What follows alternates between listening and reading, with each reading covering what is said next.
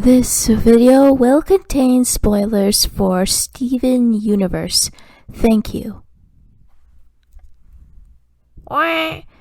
We're here once again for another annual event of the Best Character Awards. Even though it has been a year, Dragon Videos decided to do this one because she hasn't done it in a very long time.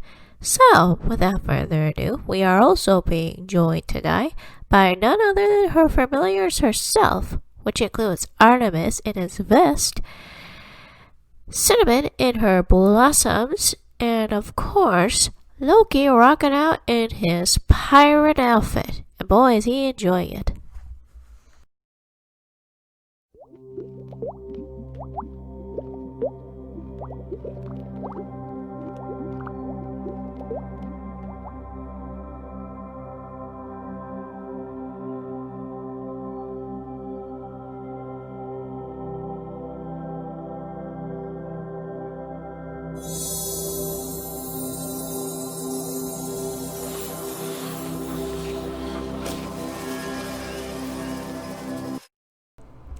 Hello everyone, welcome to another Best Character Awards.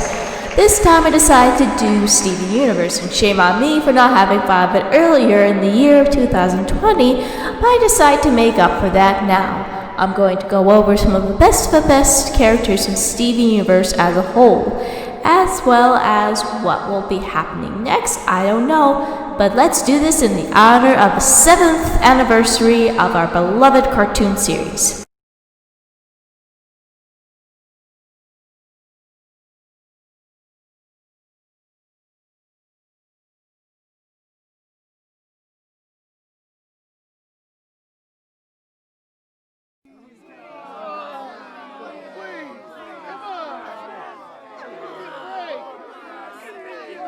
Put the tomato down or I'll have security escort you out of here. Thank you. I understand that some of you have issues with Pink Diamond, but bear in mind it's because of her we have Steven. Pink Diamond came from an extremely abusive family. They would belittle her. They would make fun of her technically, but they do be patronizing about her size, especially White, and they treat her like a little brat more than giving her the proper guidance in order to be a leader. And I know some of you have a lot of negative feelings that doesn't justify her actions of what she had done in the past, such as abandoning Spinel and abandoning Steven, leaving him with some of the packages she's left behind. But it's something to bear in mind that we were learning about her backstory backwards itself. And after all, we can't blame her for everything.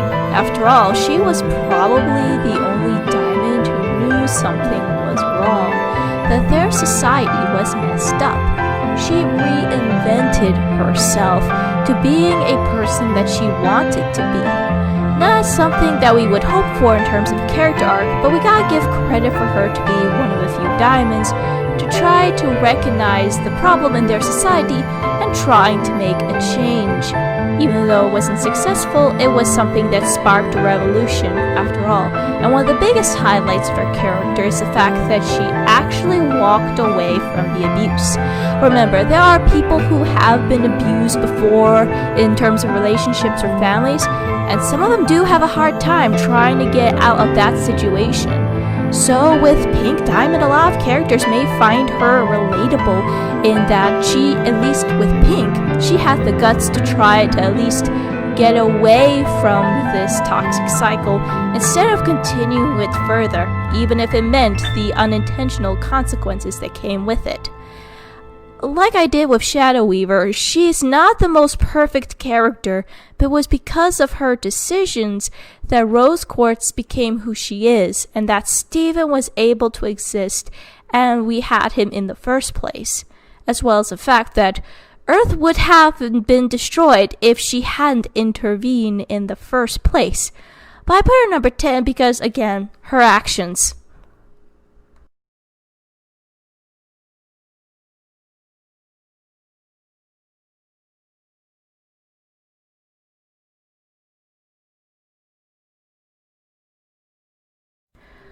Oh, Blue, how far you have come. Blue is one of the 3 living diamonds that also responds well in terms of a character arc. You see, she came off as this depressed, hooded figure which always wept for Blue for thousands of years, as well as expressing her sadness towards everyone around her, up to the point where she would even lash out without voluntarily doing so. But one of the things I felt like was deserving to mention in this spot was because Blue finally recognized what she had done in the past. And this is why I put her at number 9, because even though she was somewhat of a massacre, I felt like this moment was the biggest highlight. You'd hurt a fellow diamond! Didn't we hurt Pink? She was suffering in silence for ages, just like our gems, just like me. And I know you're suffering in silence too. After the events of Change Her Mind, Blue became a bit more proactive. She knew she couldn't exactly fix things with Pink, but she could try to do other things in honor of Pink's memory, as well as giving off a new spin of how to handle gem stuff. You see, she definitely was depressed of being a ruler, and she hated every concept of it. Providing happiness with the use of her clouds definitely seemed to make her feel better about herself, as well as making her feel better with everyone around her. Even though she didn't make things up as we'd hoped, at least she had a very good start in her character arc, and it was built up in a way where it was making some sense. But with Blue's sympathy and dialect, we just couldn't help but love her. As for Yellow, she definitely was something of a great villain after her debut. Well, in her debut, she definitely come off as a little menacing and not very attractive. And plus, add with the additional intimidation with Patti LuPone, she definitely comes off as this big, scary powerhouse. Even for something that's coming out of a kid's show, you can't help but feel a sense of dread in that voice, and you know that she meant business. And again, I do like the character arc that comes from her as well as Blue's. Though it's not as good as Blue's, you really gotta give some credit for Crewniverse to set up in a way where it was attractive. And speaking of attractive, even Yellow Diamond's appearance started to get a little better when we seen her again in the Human Zoo arc. She definitely is proactive and Miss Action. She wants to get things done, which again is probably why many people would think of her as a good villain, because not only is she proactive, she definitely is someone who tries to get Blue to snap out of it. However, she's not with her own demons. She was forever stuck with the guilt that she, in some way, was responsible for Pink's death. Though ironically, I felt like her giving Pink the planet Earth was probably the best thing she'd ever done. And the reason why I put her number 9 is also because of that relationship with Blue, her dynamic features, as well as her electric powers. And also with her arc, it was something that we should also give some appreciation to, because even though it wasn't Steven who got through to her, it was something where she finally admitted to herself that she is just not okay, and that she just needs someone to talk to about her emotions with.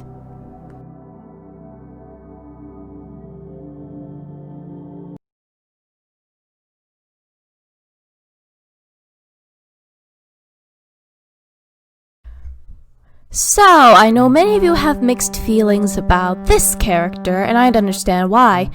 When Jasper first appeared, she was very gruff, aggressive, and definitely gave us an ominous sense. Not the same level of Yellow's, but pretty darn close. Even the way that she took down Garnet was absolutely frightening, considering of how much of a powerhouse Garnet was in the beginning of Season 1. So to see her strength to take on that sort of feat definitely took on a tone of terrifying. However, that terrifying sense slowly transformed into something a bit sadder as we learn more about Jasper's existence on Earth, her so-called relationship with Lapis Lazuli, and the fact that she has to fuse with other gems, including corrupted gems, just so she could feel good about herself. It almost becomes like from being a terrifying bad guy into a very petty jerk. In some ways, she definitely could call out on Steven's problem as well, though she wasn't exactly the best teacher to help him with that issue. And we definitely learned in fragments of how bad these two were mixed together. And yeah, there are no words to describe what happened on that day. Anyway, when she was finally reformed, she definitely had a little bit of a slap in her face and realized that what she was doing was not going to help with her situation. So it wasn't the best arc, but Jasper's physical appearance and her brutal strength is why I put her number 8. We definitely have mixed feelings about her, and maybe she doesn't deserve a whole lot of love, but again, it is interesting when you have these sorts of characters and you have explore with them, such as Rebecca Sugar.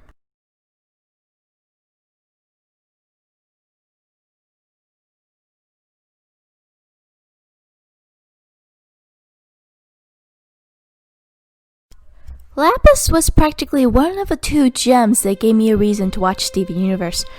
Her ethereal appearance was flat out beautiful, though I know some of you have mixed feelings because of some of the stuff she pulled later on in the series. But I decided to put her on this list because she is a very dynamic character and also one of the few homeworld gems that got us interested in the world of Steven Universe. So in the beginning, Lapis was imprisoned in a mirror and was very depressed for some time. Even when she got out, she lashed at everyone. She even took her anger out on Jasper via fusing. And one of the things I like about her is her character arc. It wasn't perfect, like I said about the diamonds as well, but bear in mind this is Rebecca Sugar and Crewniverse dealing with Cartoon Network shenanigans. Anyway, Lapis tries her hardest to overcome her trauma and try to treat others equally. It wasn't easy for her to open up and accept others, including Steven, but it was up to the point now where she started to view more of herself as someone who's equally powerful as the diamonds, and even made her stop feeling sorry for herself and pay attention to her destructive nature. I put her this high up on the list because despite of how her character arc is set up, it really is an interesting character who knows how to overcome her trauma in a way where it doesn't become something vengeful and spiteful. And this is probably one of a few character arcs and a character writing that would definitely be worth looking into, which is why I put her on this list, because she's such an interesting character to write about.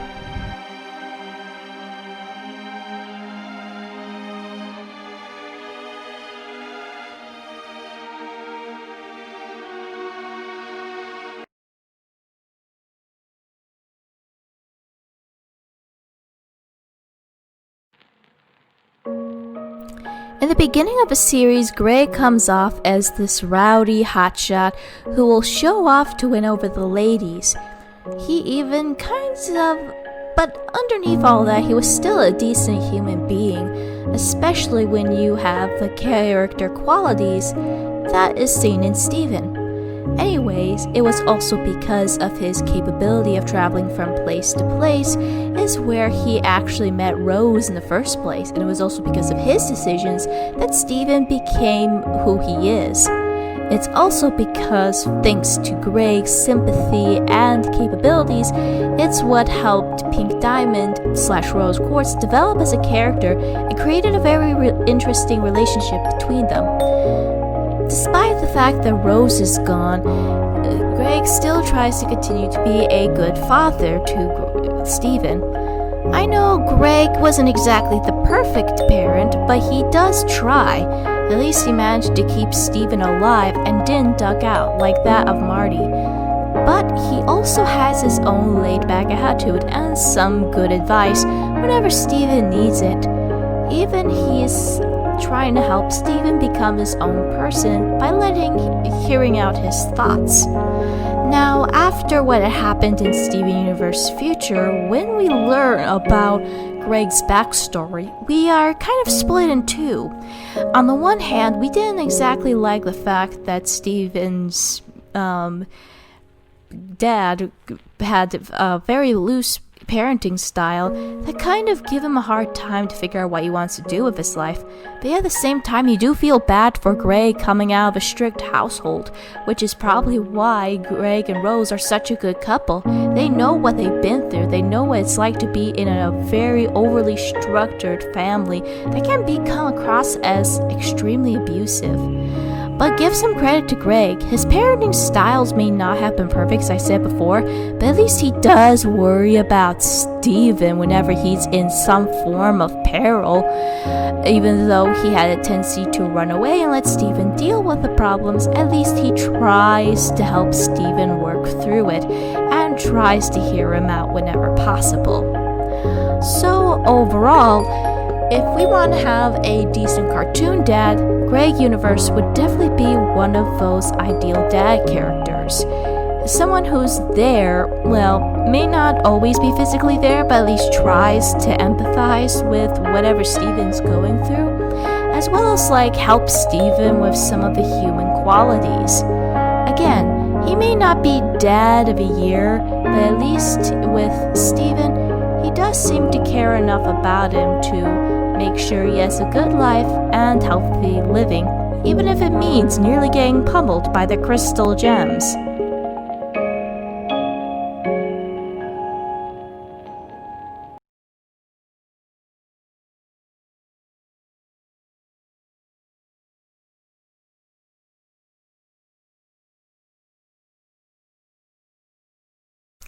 You know, sooner or later I was going to include the little space Dorito.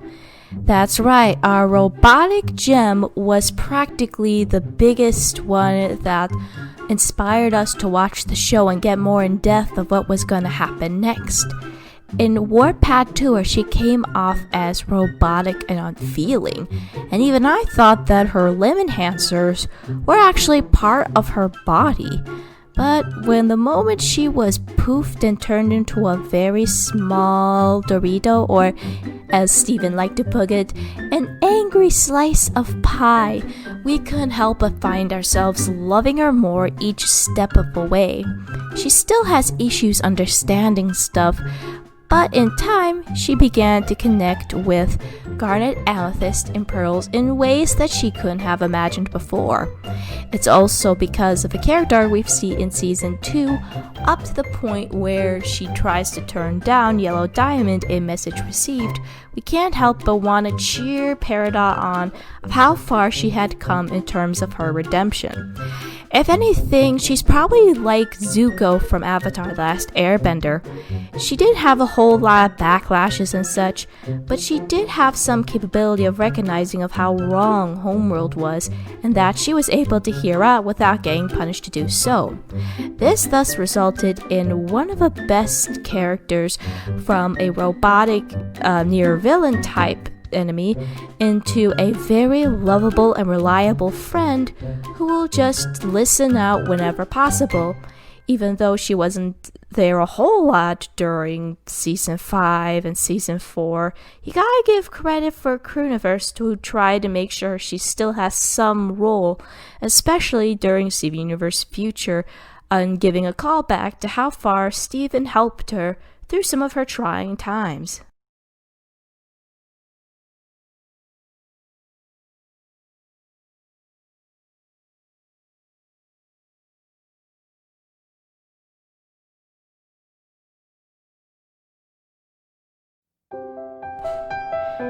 Now, everyone has a few issues with Pearl because of her character. She definitely comes off as a bit of a screechy, fussy, obsessive bird mom who sometimes gets Steven killed, if some of you remembered that Race to Space incidents. But let's not forget part of the reason why Pearl was like that was because, one, she was a servant in Homeworld during the time before the rebellion, and then, of course, she was mourning the loss of Rose. Rose was everything to her. Rose was practically the first gem who ever treated her like a real person. And now that she was gone, she found it very hard to continue forward with her life and tried to see the value in herself. Thankfully, though, she had Steven, Amethyst, Garnet, and Garnet and Amethyst to help her to pull through and finding value in herself and be able to push forward and learning of how to block out the haters like Peridot was, no matter what the cost. And thankfully, because of this character arc, Pearl became a more confident, self-assured, and techno-savvy gem that we all know and love. She still mourns for Pink, which I guess is fine because it's human, it's relatable. People could still move forward, but yet at the same time be able to mourn the person that they love, and also as well as be upset with some of the choices and consequences that came with it. Now, I also put our special gem leader, Garnet, on the list. I didn't exactly have opinions about her in Season 1, mostly because she spoke a little and was always all about punch first, ask questions later. But like the same thing with Pearl, I began to have her grow on me as a character because of the way that not only is she a very good leader who tries to focus on everything, she also acts like the anchor for the crystal gems, trying to make sure that they pay attention to how they're going to act in a certain situation and how to do it safely without jeopardizing others.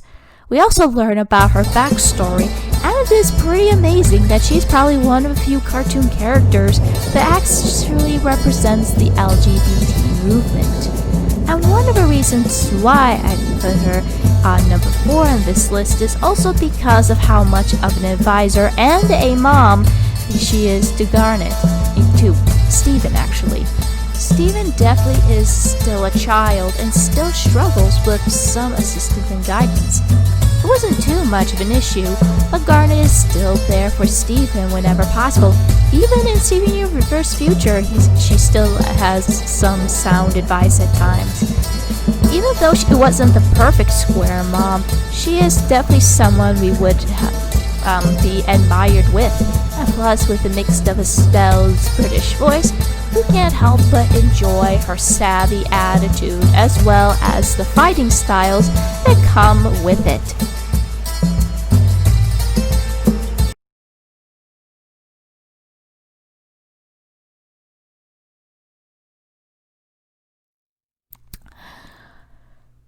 So, Amethyst definitely was an interesting character, especially in terms of her arc.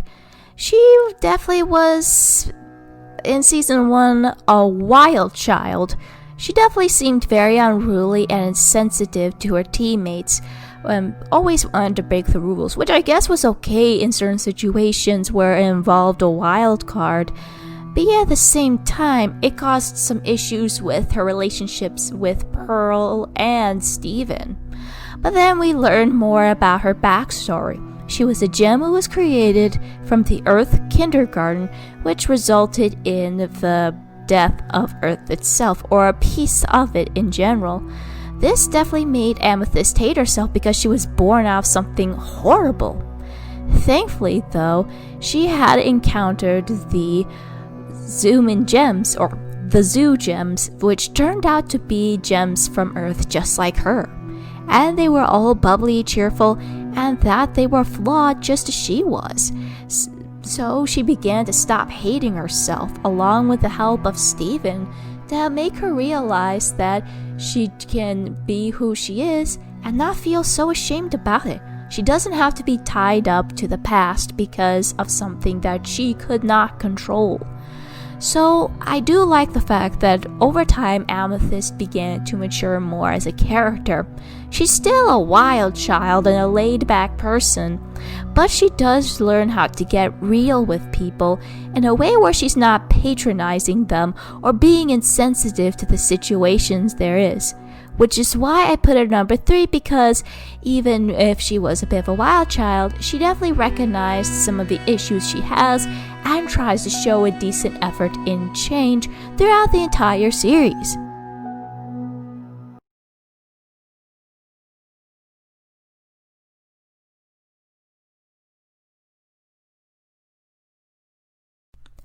Oh, you know I wouldn't complete this list without her. Connie had a very interesting transformation. In the beginning, she came off as this shy, withdrawn girl who had issues being with friends, mostly because her parents were a pair of helicopters that controlled her life. So when Steven came into the picture, she started to become more confident and a little bit more spoken of how she feels. And in a lot of ways, Connie played an important role in Steven's life. They were practically the first two humans to actually complete a fusion and create Stevani. They were a blooming relationship. Steven was able to have someone his age who can hear him out whenever he has stuff that he couldn't talk to with his dad or the crystal gems. Even in Diamond Days, though I know some of you had issues with the writing in that one, Connie still tried to help Steven realize of his strategies that he doesn't have to be like Pink Diamond in order to get them to notice and to get the diamonds to listen. He is Steven no matter who he is, and Connie makes him appreciate that and make him stop comparing himself to his mother. It's also by then, even Connie finds a way to make herself relatable to the diamonds, which is how the diamonds were able to overcome their fear of white and be able to speak up their minds. Connie may not have had a whole lot of time in Steven Universe Future, but to give her some credit for at least being the part of Steven's character development that hadn't been addressed previously in Season 5. When Connie began to notice Steven's issues, she takes action and decides to try to do whatever she can to help with his problem. She was also a big star in the episode I Am My Monster by helping everyone pay attention to the situation and stop feeling sorry for themselves, as well as giving Steven much needed comfort of all the change that he's been dealt with, as well as learning of how to move on from the scars of his past.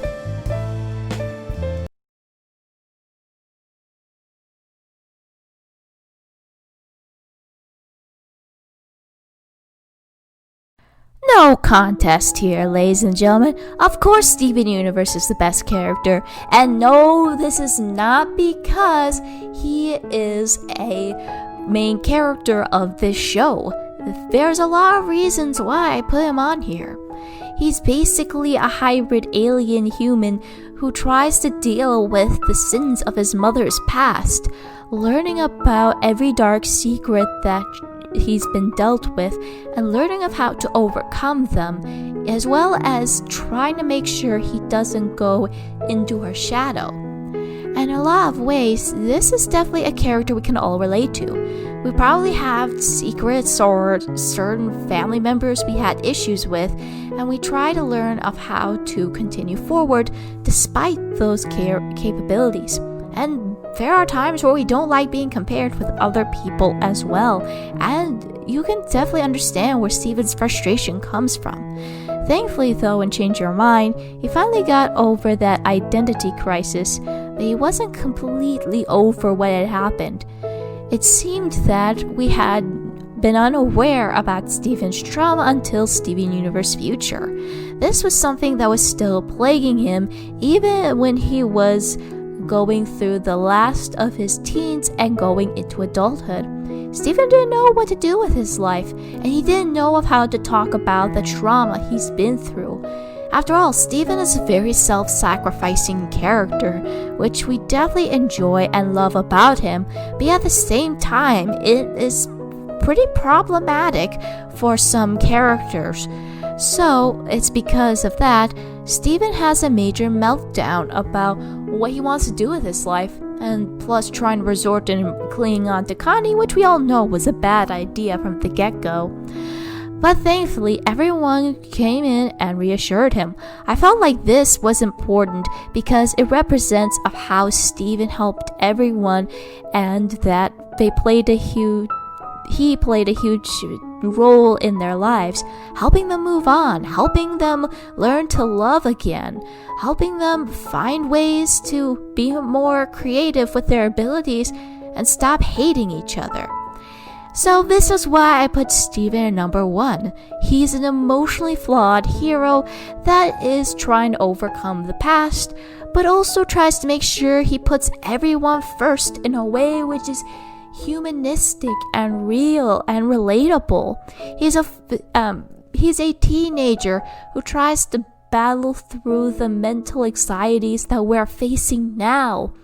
Even today, I feel like Steven is someone we can rely on, and this cartoon basically addresses everything, especially in the year of 2020.